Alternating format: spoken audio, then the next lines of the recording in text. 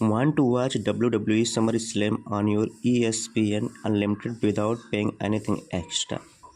If you are a YouTube TV subscriber, you maybe already have access. You just need to activate it. The setup takes less than 2 minutes. In this video, I will show you the exact step-by-step process to link your account and unlock ESPN Unlimited and start watching SummerSlam, NXT and more. Let's get started. Now open your ESPN app and click on the setting icon. Click on this and go to the manage TV provider. Click on this.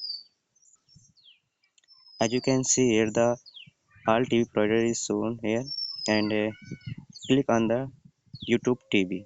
After clicking on this,